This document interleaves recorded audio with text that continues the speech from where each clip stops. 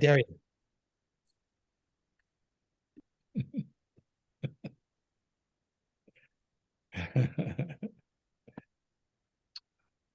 This is all you, Tom. It is okay. I didn't know that. No, we're just Well, we have Gary coming in, Yeah. and all right. Well, welcome everybody. This is our final Love in Action for the time being. We've been doing this, I think, maybe exactly a year almost. I think we started last July or last August, so it's been quite the run, and um, we've talked about a lot of things, and I think with Steph and I were chatting a little bit before, and kind of wondering how people are feeling, and maybe if you are looking toward the future with your sharing, what does that look like to you from here? Because it's really, I find it's just helpful to look at the future in kind of a non-stressful kind of way, more like a dreamy kind of way. Um, because I think sometimes in this realm of sharing, there can be, I don't know, I think I've experienced, I think maybe most people have experienced that maybe there's a little feeling of, I don't know what to do, or maybe a little pressure or something. But I think today it's really, for whatever you want to chat about, but, so thinking about the future, I just feel that this whole realm of the principles is so powerful that it almost, for me, defies very much planning, because it's just really about following the inspiration that occurs to you in the moment. And when I say you, I mean me, because everyone does it different ways. But that's kind of how I feel. And sometimes that feels kind of going counter to a lot of the culture of the world of, people who coach and teach. Maybe not everyone, maybe not even the people on this call, but there's something in there for me about really saying, yeah, that's how I want to do it. I don't have like a 10-point plan for conquering the world with the principles or even helping the world with the principles.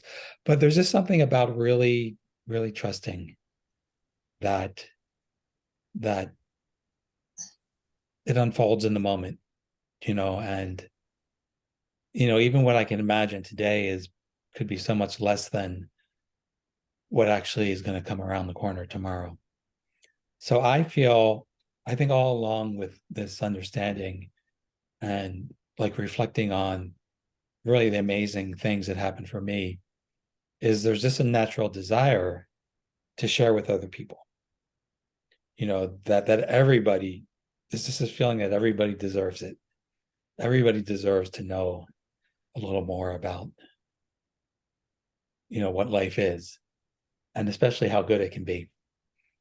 And so my feeling all along, and I think maybe I'm just feeling more confident about it, is just to be available to people. And I don't know how it's going to look. Steph and I are always cooking little things up, and we'll be having more things that we'll be cooking up. But for me, it's really, there's a really beautiful intention to just enjoy this and to share it and to be available to other people. And I know, and I think everybody on here knows, has probably talked to at least one person at one time and has said something and has seen some kind of really benefit or reaction from that. So it's available to us. And the forum is, to me, the forum is up for grabs. So I guess that's where I'll jump off here. And Steph, do you have anything? What does that question look like for you about like what's next, or what direction are you going in? What's alive for you with that? Well, I really liked this question because I need to think about it, or I need to sit with it and look to give you an answer. I'm actually moved to share a little bit of my story around sharing this understanding we call the three principles before I answer that. So I think it was about 7 years ago now that I stumbled onto the three principles through Mr. Michael Neal and his advanced course, the very first one that he hosted. And I had no idea what the three principles were or what this was an advanced course in. For some reason, I can't remember why, something just made me buy it. And I just really liked it. I liked the feeling of the conversation about these three principles we call mind, consciousness, and thought. And I remember at the time being very clear. I do not want to understand the three principles. I'm not interested in that. And as I stayed in this conversation and I was doing other various things like doing my NLP certifications and exploring access consciousness and something called existential kink through practical magic and all kinds of things, I still stayed with this three principles conversation in and out for a couple years. And I didn't want to understand it. And I also was very clear, I don't want to get good at explaining it. And as it took more and more of a presence in my life, I started to see more because it was slow. It was a nice feeling. And for me, it was not an overnight thing that it was like a before and after. I just naturally started to, I was seeing things differently. And so I started talking about things differently. And I started using different language. And I still was clear, like, okay, I'm going to talk about what I'm seeing because of the three principles, but I don't want to explain the three principles. And then it was, oh, I kind of do, but I'm not sure. I'm not sure how. And then I would say things to myself like, but I'm not interested in being a transformative coach. And over time, I find myself getting a certification as a transformative coach. So it's clear that I really didn't know what I did and didn't want to do very well, or at least not for the future, only for now me. And so the journeys with sharing the three principles has been a really interesting one, right? Like I actually was in resistance to it. And I think that for me, there was wisdom in that. Because if I had tried to understand it, if I had tried to explain, it would have taken me out of, for me, this is me personally, the feeling that was such a powerful experience, the feeling that was informing me, the feeling that was showing me something that I really needed to see. But now, so now I'm answering this question right from here in this moment. I do find myself sometimes using the words mind, consciousness, and thought to explain this understanding. But every day I'm sharing it. Literally every day. Not with an intention to share, by the way. It happens accidentally. It's almost like I can't help myself because I see, or maybe rather I feel the aliveness of mind animating every person and everything every day. I catch myself using this creative energy of thought to create my experience every day, many times. Sometimes with a big fat face palm because I'm creating pain for myself without intending to. I see how other people use that creative power of thought. And I sit in this space of consciousness every day, even if it's just for a couple seconds. And sometimes I even ask to know myself as that, to be consciousness, to feel what that is. And so it's really natural that seeing informs the words that I say to people. And I'm not just talking about people who might be in what looks like a client chair. I'm talking about friends and loved ones. I'm talking about myself. So sharing the three principles to me isn't, or it doesn't, for me anyway, it's not sharing a dogma or preaching the gospel, sharing Sydney Banks quotes. It's really just sharing how the world looks to me in ways that make it obvious or more, or hint at how beautiful it is, how simple it can be. And this is the question that I'd like to ask on the tail of what Tom was asking. So that's like, what does sharing look like for you? But I'd also really love to know, what, if you could share one thing, or maybe two, or however many you want, you get to pick the number, what would be the thing that you'd want to share that's had the biggest difference for you, or that you suspect would make the biggest difference for someone else?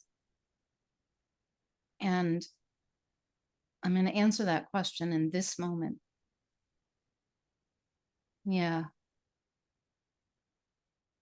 One of the things that I keep seeing is that the world is always a beautiful place.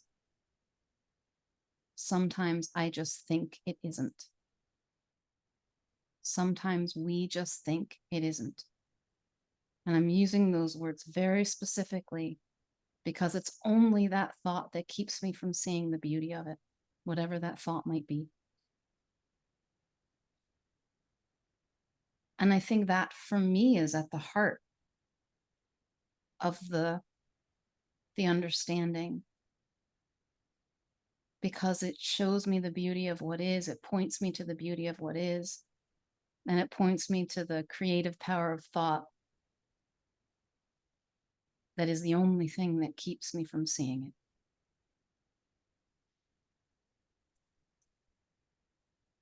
So I will pause there, and there's an invitation for you to share what your journey of sharing the three principles looks like, where you are now in it, and also maybe that one thing that you really would love to share. Because I want to hear it.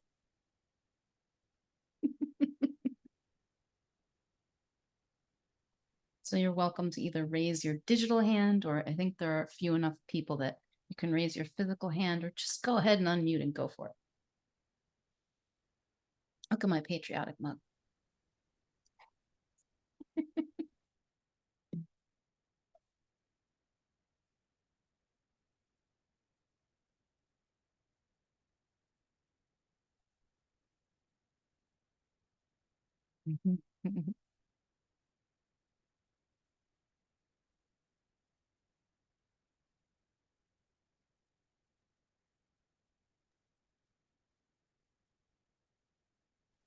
I see a digital hand.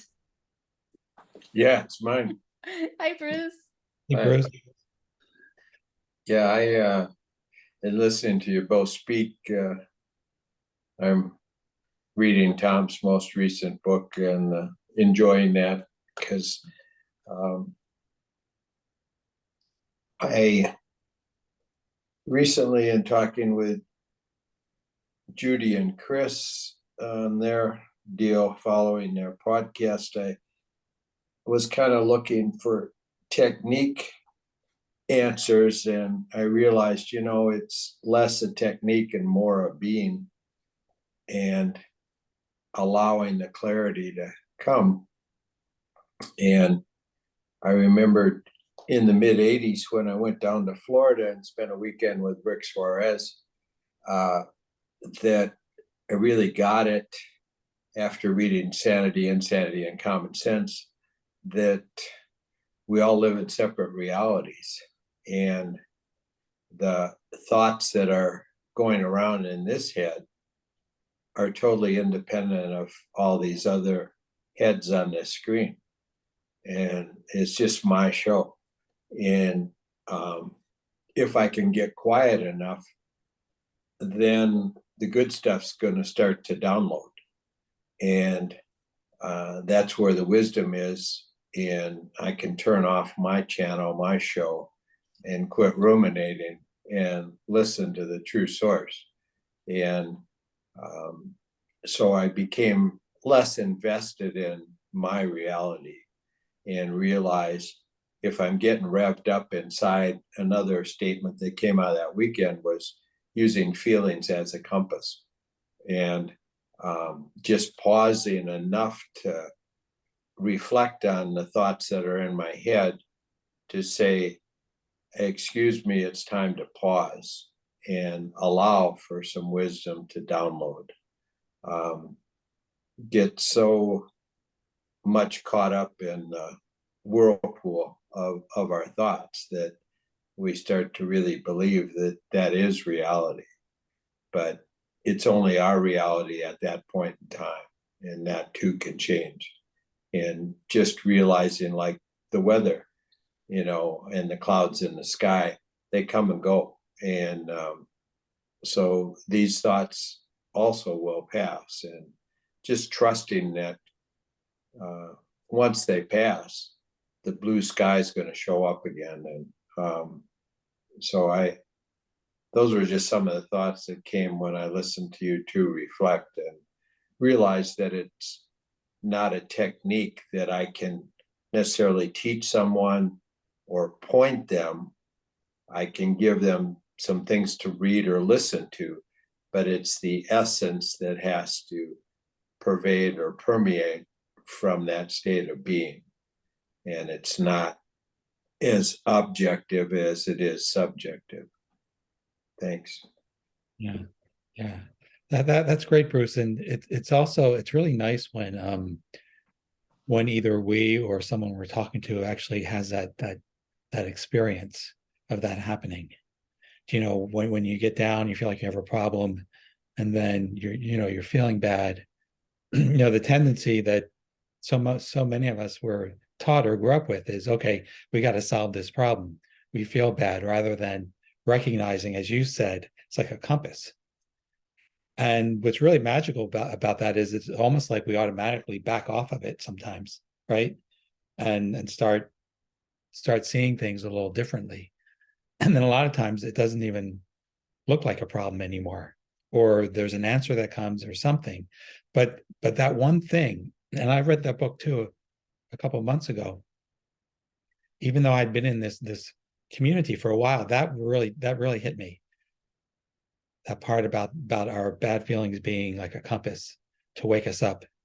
And so it's nice to see that, but it's also nice when other people kind of have that experience in the moment, because you can understand it or think you understand it, but when you actually have the experience, that's where it really, to me, comes alive. So thank you for that, Bruce.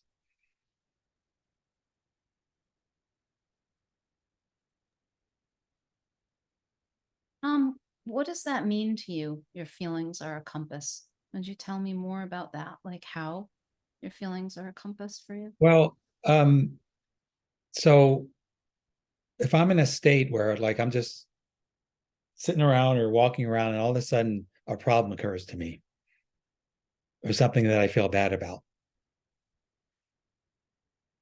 In the past, what my mind would do would be to start trying to solve the problem, right? Or try to get rid of the bad feeling somehow.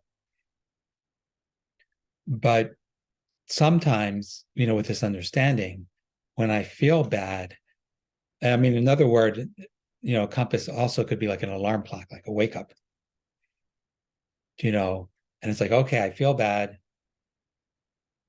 And there's this automatic like backing off of it a little bit, like leave it alone, and knowing that the only thing that has to change is like waiting for it to pass, and then it naturally kind of starts to feel better. It's like something that like it's very like I think I've described this before. It's like when you're in the water and you have a life jacket on and the water's choppy, you go down, okay, you just let yourself rise back up. And it's kind of magical. I mean, Sid Banks talked about levels of consciousness, and when he first talked about that, that's the thing, I didn't really get anything from that the first couple of years in this, when he talked about levels of consciousness. But that's just another way of saying the same thing, like feeling bad, okay, feeling bad, I don't have to fix this. And right away, that waking up to the idea, I don't have to fix this, I'm already coming out of it. And if I just leave it alone, I will come out of it very quickly. And if I go back into it 2 minutes later, who cares? I'll come back in out of it. So that's kind of makes you not afraid of your bad feelings or your uncomfortable feelings, whatever you want to call them, or think that there's something that needs to be fixed about them, or that you have to. This was a big one for me.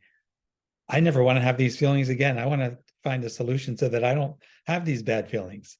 Well, if the bad feelings actually are a compass or an alarm clock or like a life jacket, you want that. So anyway, I don't know how that all sounds because I just made that all up. But I wonder what other people are hearing in that or in anything else. I see Bruce waggling a finger. Do Yeah. you want to share something? Come on back, Bruce. You started this. Yeah, it's on me.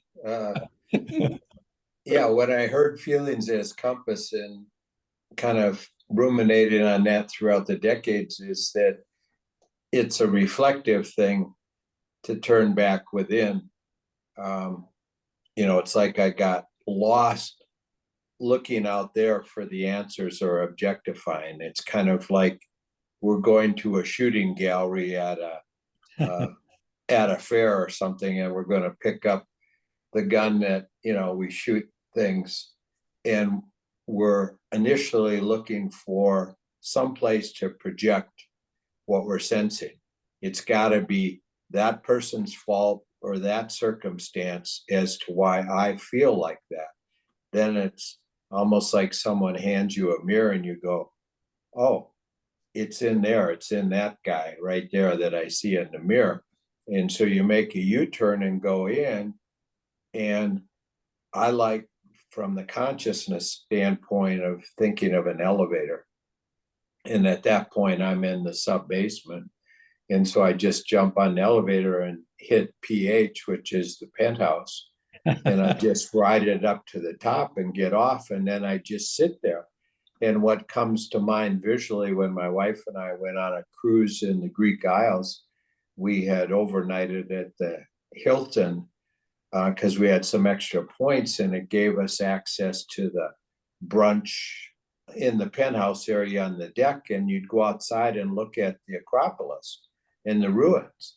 And I thought, what a great perspective. I mean, this was thousands and thousands of years ago, and all the turmoil that went on. And now I'm at this point in time from this elevation looking down on that. And that's kind of the penthouse view of all this stuff that's in our world.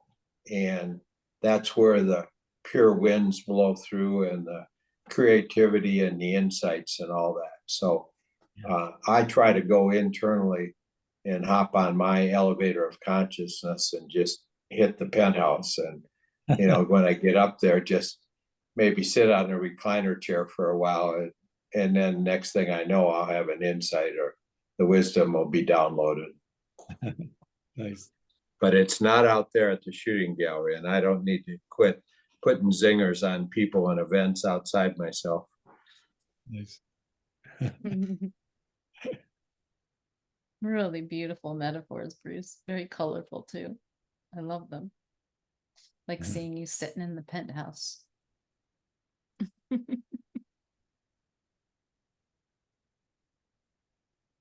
I think I asked that because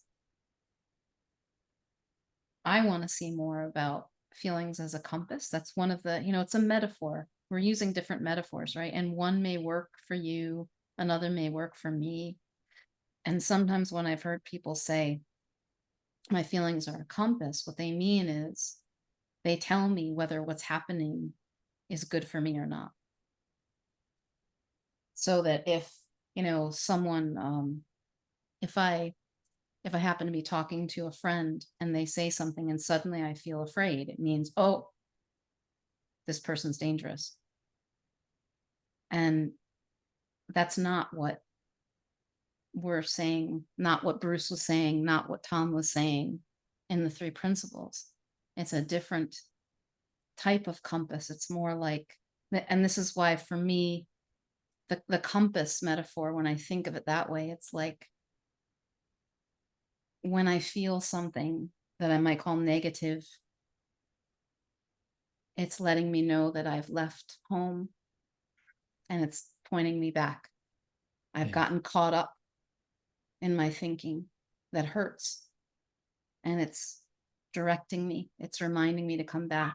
Or I like thinking about these feelings, these unpleasant feelings, is like when you put your hand on a hot stove, it burns, it hurts. They hurt to let us know you don't have to think that, honey. Yeah. You can stop. Yeah.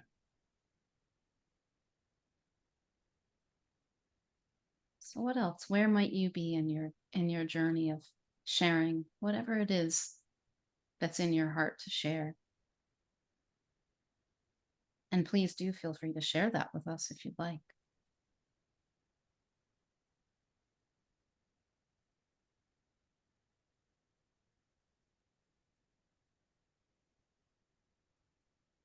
Do I see a Sean hand?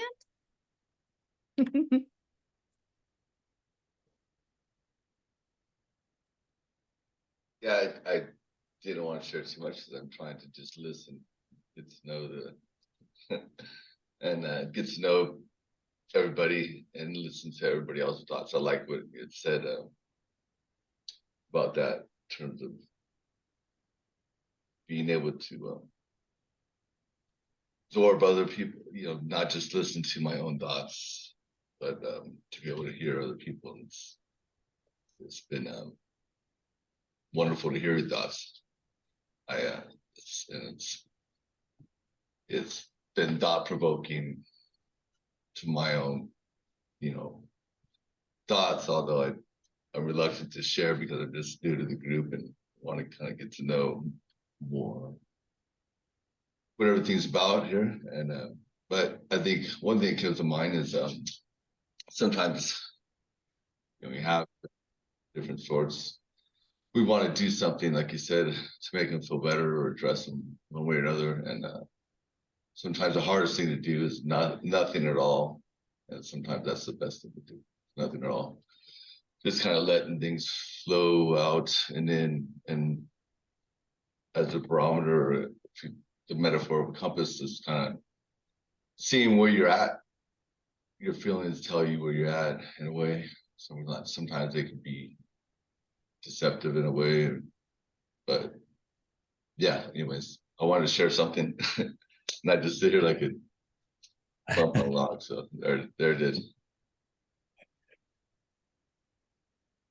That was beautiful, Sean. Thank you. And there's no inadequate sharing. I think anytime I share, you share something that is real for you. And when we listen, that's really key, right? Like, I know that I have heard wisdom in really strange places. and unexpected moments, like a Facebook feed or a billboard. Because wisdom is really inside of me, inside of you, inside of all of us, informing us, alivening us, living us. And whenever I listen, exactly what I need shows up. So even if I do a really crappy job of sharing something, it's already happening. That takes a lot of pressure off of me.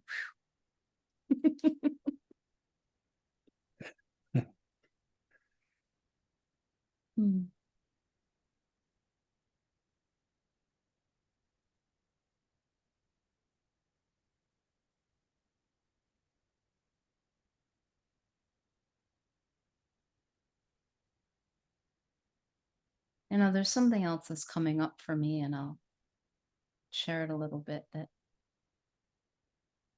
this is kind of new for me in relaxing into this a bit more, because I've typically been very attached to words. I like words. I like to write words. I like to speak words. I like the way they sound. I like the way they feel when I say them. What I've been realizing is that I don't need them to share. I don't need them to be with someone in a way that's so powerful we both feel it. Because it's not the words that do that. I think they can be really useful and they can be really beautiful, but I know for myself, I have put a lot of importance on them. And when I do, it's not as clean and clear. The sharing isn't whatever it is I'm trying to say.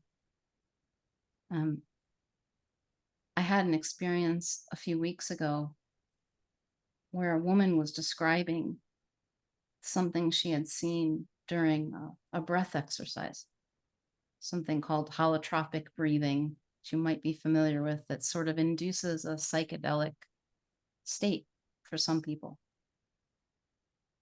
And in that kind of state, often people have very beautiful and powerful images. And she described something that sounded kind of like this.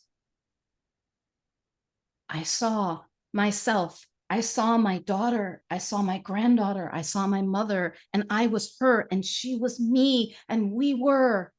And like, if you looked at the words that she spoke and a transcript, they made no sense. But what she was saying was so powerful. I felt it to my soul. What I felt was, we're one. No, really. We're one. We're connected. She felt it. And it came out in the words she used, which were inadequate to describe the feeling. And I felt it, in spite of those inadequate words. And it's examples like that that remind me there's so much less, so little for me to do. You can't help but share what you are. You can't help but share your being, through your being, the joy that you have, the appreciation, the gratitude you might have for life around you, for the person in front of you.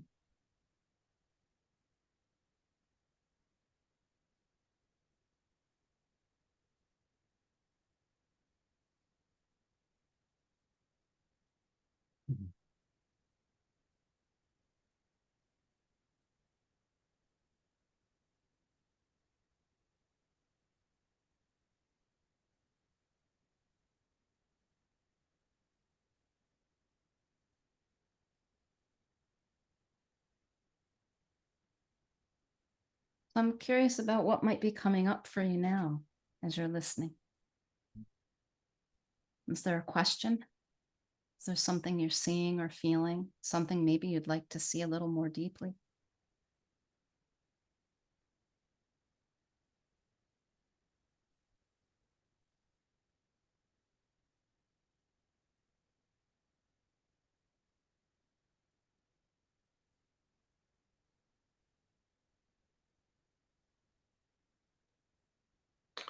Stephanie, this is Bruce again. And when you mentioned holotropic, just last week, I spent the entire week in Denver at Psychedelic Sciences 2023.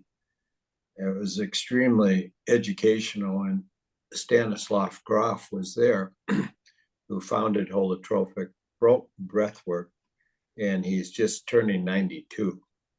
And so he was one of the featured guys there. But I've done that type of work, and one or two words that came up throughout the week are awaken and amplify.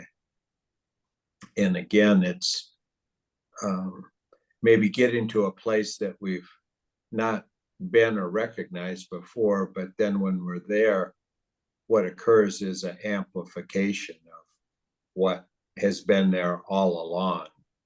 And you know, people often use the term, it's like getting on a microscope or a telescope.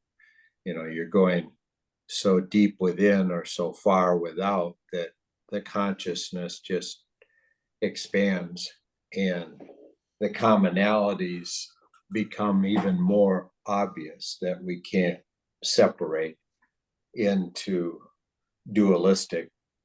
It's more of a unification. And but yeah, Stanislav Grof was in town. Wow. How fun is that? Friend of mine, Facebook friend, went to that as well. You know, one of the things that, well, a couple things that kind of have come to me in the conversation. And one is when I'm, you know, whether it's with a client or a potential client or sharing with anyone, I notice it in the professional aspect most, because there's a expectation that can be in our heads sometimes with that.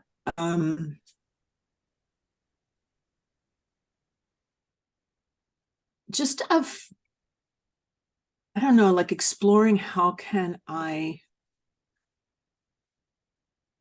come to it more organically. Like I have all these great metaphors that I've gained through people that I've studied with or mentored, you know, like Michael or, you know, others in the Three Principles community, but just trusting more in terms of letting something new and fresh come up in the moment and not feeling like I have, you know, have all my great little things to throw out there to make impact. I mean, my intention is always genuine, you know, but in it, there is that part of me that also wants to do a good job or make impact, or, you know, that expectation that can still be dangling with it. So that's one thing that came to me in the conversation, and that I've sort of just been kind of been roaming around in me for the last couple of days.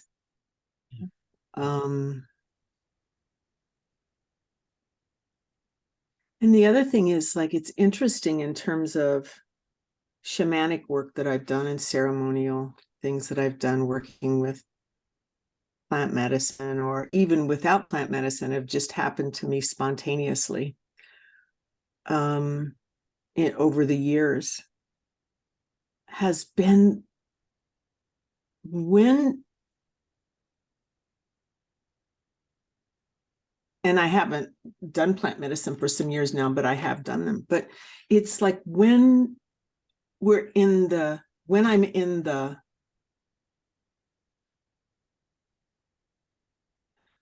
and I'm just going to call it vacuum, in the vacuum of that experience, the vortex of that experience,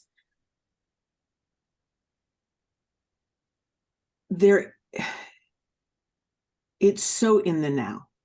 There is no navigating. There is no thinking. There is no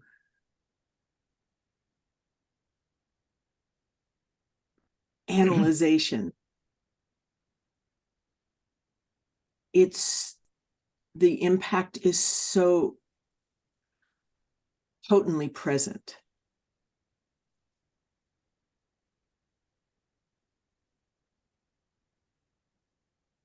And it's just a glimpse of what's there for us all the time.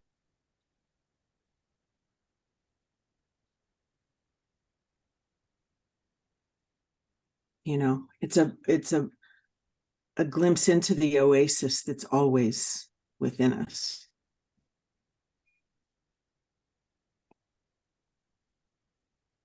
And that's where the real beauty is. And then we can always have that memory. We can always come back to that place. We can always have that feeling of, yeah,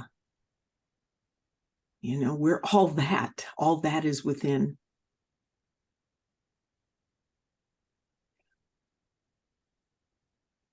And from place, going to the first thing that I mentioned, it's like, why do I think I need all to have all those things, you know, like,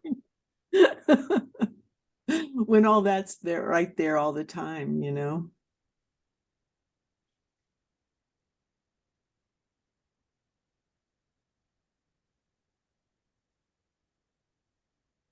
I'm kind of curious, Mika, have you ever shared the oasis of what's always there inside of us like that, like you just did? Or was that new? That was new. Nice. Mm-hmm. You know how much I felt that? I was like quivering on the edge of that vacuum and that vortex you were talking about. I was like, yes. No kidding. Hmm. And you know, one thing I'll share about that too is that, and I've shared a little bit about, you know, having an experience back in 2002 that went on for like a year. There's so many magical elements to it. That was an awakening process, but I fed it a lot through time alone and meditation and just a lot of internal journey stuff. Not with plant medicine or anything, just me and my own thing, and things opening up in sort of quantum leap levels. And there was one point where I had a bit of a crash landing with it, and a little bit breakthrough type scenario. And it was that actually led me, not right away, it came to me right away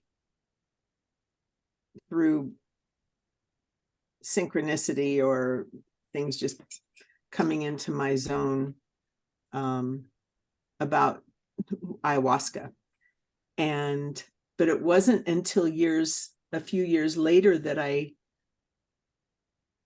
went to South America and did ayahuasca journeys.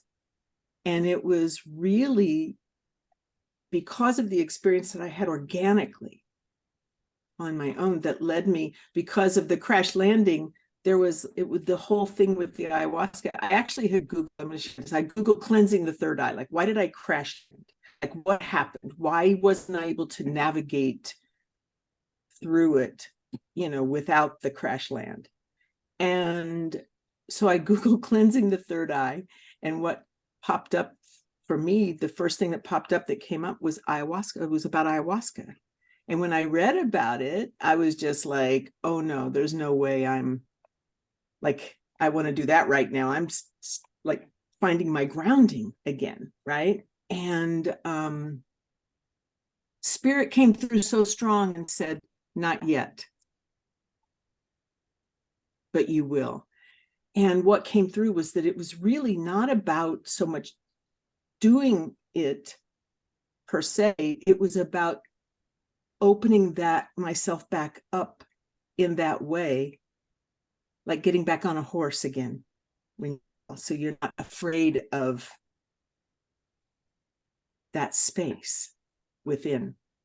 And so that's what led me to go back and do that, or led me down to South America and to work with a shaman there a couple of different times, but was just that trusting, getting back on that horse again, so that I had love for that depth and not fear.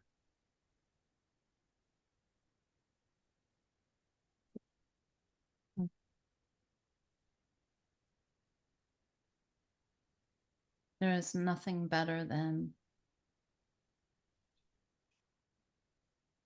feeling that, knowing, hearing that, that's just for you. Just for you.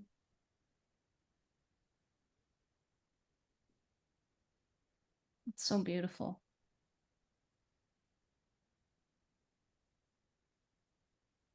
I know I've never had a psychedelic experience of that type. And I can relate to what you say. Right. That because we all have had the experience of what you were describing as the oasis, the void, the vortex, the nothing, the everything, nothing, allness.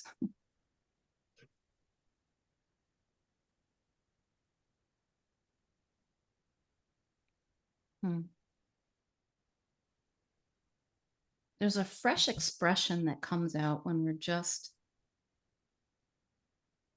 in the moment, sharing from our hearts without a lot on our minds.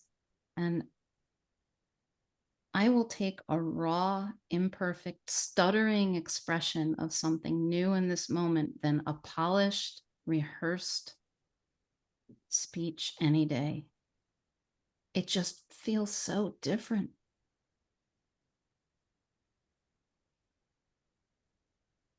I used to try to do things that I was taught to do by coaches, like collecting metaphors. Collect your metaphors, like create a file of metaphors and stories. And I started doing that, and I realized that I never used it. And sometimes I remember things and sometimes I don't. But for me, what I realized was the thing that comes to me in the moment is always the best. And it might be something that I've said before, but it might be something completely different. And sometimes it's a little weird. The thing that occurs might be very strange sometimes. Like, I don't know why I'm asking about that, or I don't know why I'm sharing this story, but here it is.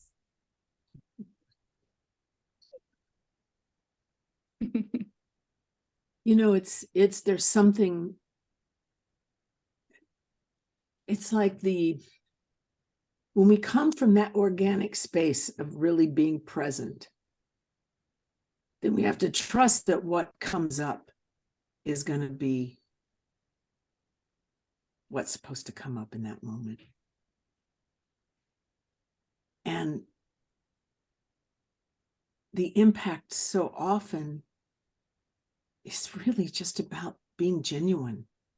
Mm-hmm. Whether you're stuttering or whether you're clear, it's just that the trust and the faith and the connection is coming through the genuineness of the energy.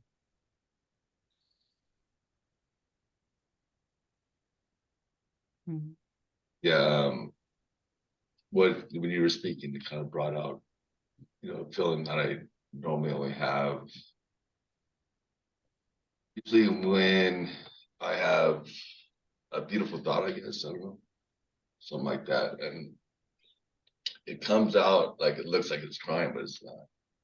It's just like a overwhelming feeling that comes out. So it's like hard to share with people because you, you know, people think you're crying, but or I would just looks like I am. And tears do come out, but when you were speaking, it just kind of it energized that. Which usually it'll happen with me when I have a thought that I wish that I just it's so amazing that you wish you could share with somebody, but you can't. And sometimes that feeling I get, it's almost like I wish I could maybe if I wonder if I touch somebody, they could feel it, you know. So it like looks like it's crying, but it's like I'm not crying. You know? It's like, but it's hard to like it's almost like it's if I could control it, it would be not crying. It wouldn't look like crying. I don't know. It's hard to explain. But you brought it out, and thank you. And I just wanted to share that as genuinely as I could. But it's something that you feel is hard to explain. Like I said, with words, I wish I could just. What if I touched somebody if I felt that at the time, dude? It would go into them somehow. But yeah, there you go. I'm not crying.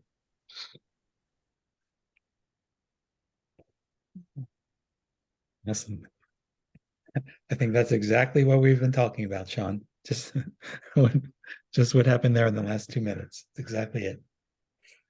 I also just wanted to say hello to Susan. She put a message in the chat saying she can't really speak or participate, but how grateful she is to be here. And we're so grateful to have you too, Susan. And really everybody. As our time is coming to an end here, just in a few minutes. And I just love this time together. Like this feeling like anything can happen and everything that happens is good. So it's just been so wonderful. And there's also something about the I think several people have pointed to this today, but the fact that it's not in the words so much, if at all. And it's not even by any particular effort. Like you can't help but to share who and what you are with another person. So maybe that takes, if we feel some pressure to perform, which I think we all feel at some points, it's like, well, okay, it's just happening. It's just coming naturally from who we are, what we are, what we see, and it's just it can be effortless, really, and joyful. And so that I think that would be a hope for myself and others as you know we go along on our journeys. Like maybe if the point of what we're doing is to know and experience and share the joy, then that's pretty good.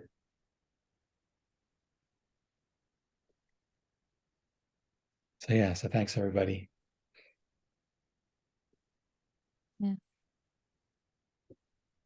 Well, thank you for sharing this special time with us and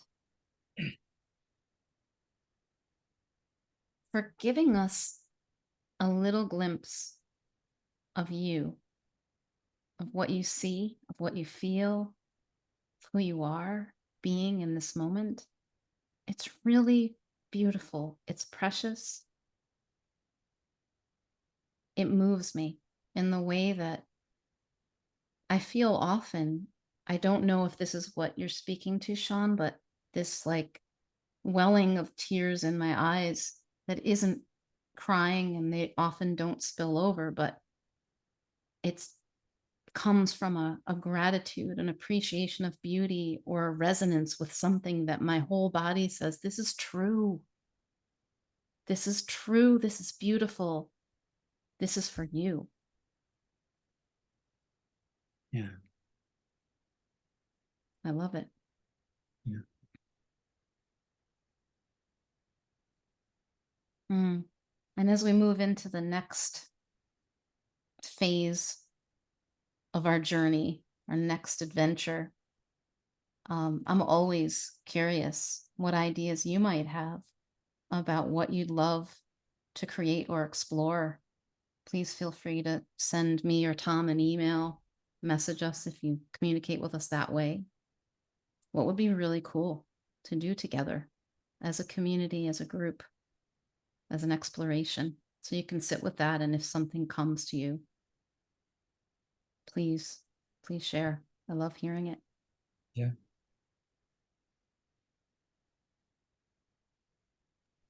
I have a question. I know you're at the end of time, but I'm trying to find it now.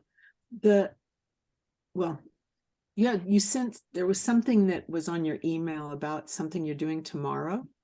Oh yeah. Can you share a little bit about that before we go? Yeah, I'd love to, Awesome. Mika.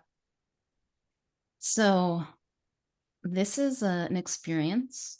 We'll be meeting for 90 minutes called Community Pioneers and the Heart of Connection. And it's an exploration of community.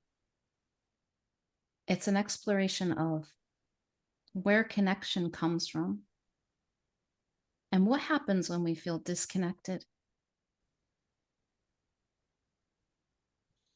It's something that's very alive in me because I'm seeing that when we come together as a group like this one, and we get a little quieter, we settle into that space, something so beautiful is created. And I really want to see this happen in communities all over the world and see what we end up creating together. So this is like a little taste of that. Also, to invite people if they want to join the Community Builders Circle, which is starting in July. So there will be some people who are already in the circle there. And again, like a little taste. Because I see that what we're doing in this sharing ripples out into the world in ways that we couldn't possibly calculate or quantify. And I'm really excited by the idea of doing that more lightheartedly. So Cool. I think I'll be there. I'll be there. Thanks for asking, Mika. You're welcome. Thank you. And you can get there, by the way, if you haven't seen already, theawakenedbusiness.com/community pioneer. I believe that's the URL. So beautiful. Well, thank you so much, everyone, for coming. Yeah, thanks everybody. See you soon. Next time.